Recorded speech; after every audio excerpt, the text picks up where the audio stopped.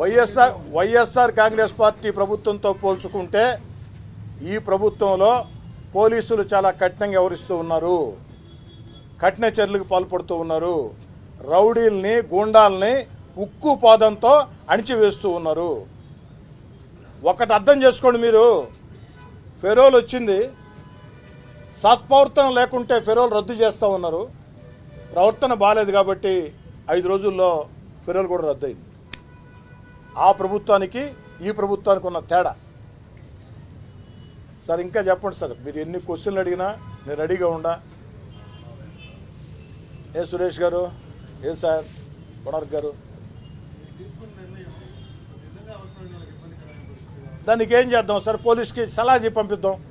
ఇప్పుడు లేఖలు ఇస్తాం, లేఖలు ఇస్తే వివాదం చేస్తుంటారు. అందుకే ఇలాంటి విషయాల్లో, వివాదాస్పద విషయాల్లో, ఫెరోల్ విషయం కావచ్చు, ఏదైనా ఇలాంటి ఇష్యూలు ఏదైనా ఉంటే సలహా చెప్పి పోలీస్ స్టేషన్కి పంపిద్దాం. మా సాక్షి ఎన్నైనా సాక్షి ఏనైనా కెమెరా పెట్టేసి దూరంగా ఉండవా? ఏమైనా నేను బైకట్ చేసావు, నువ్వు ఎట్టను చెప్పు. నువ్వా మీరేదో ప్రశ్నలు అడుగుతారు, పేపర్లో రాస్తుంటారు, ప్రశ్నలు అడతారని మా సాక్షి మస్తాన్ రెడ్డి గారిని ప్రత్యేకంగా ఆహ్వానించా. మస్తాన్ రెడ్డి గారు నా మీద బాధ అయింది. మురళి గారు, నాయనా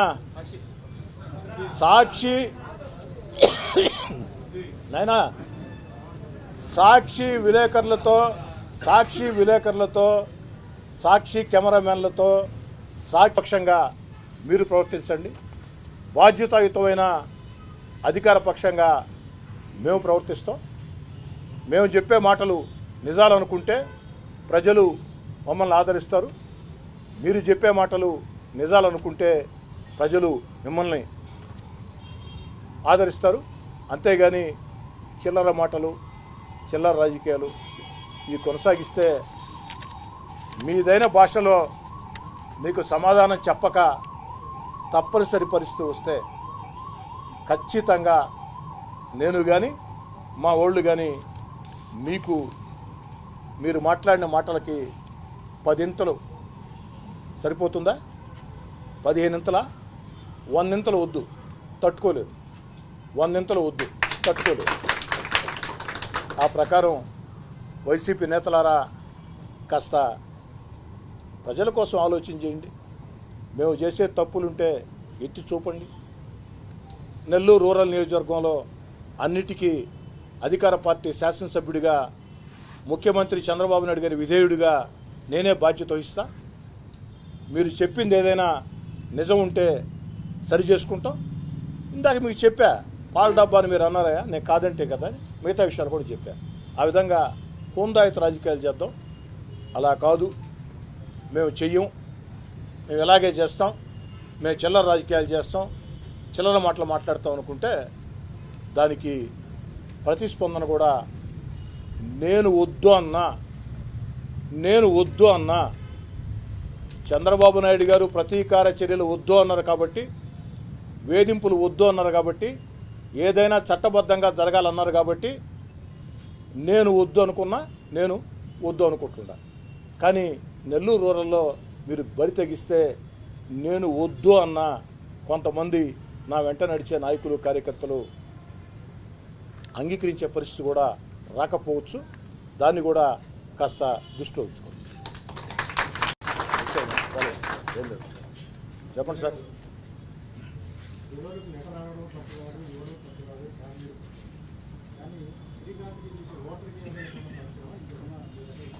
శ్రీకాంత్ 2014లో నేను ఎమ్మెల్యేనయ్యా.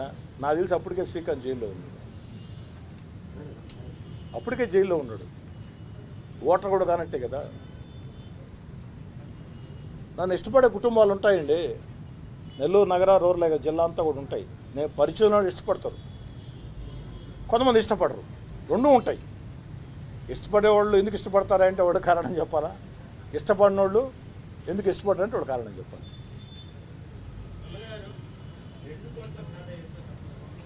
సమయం వచ్చిన రోజు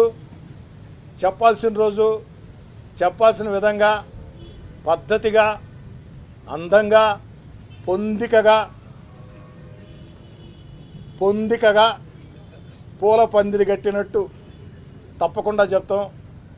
ఆ 2 కోట్ల కథ నేను చెప్పానంటే వైసీపీ ఇన్ఛార్జ్ అన్నారు.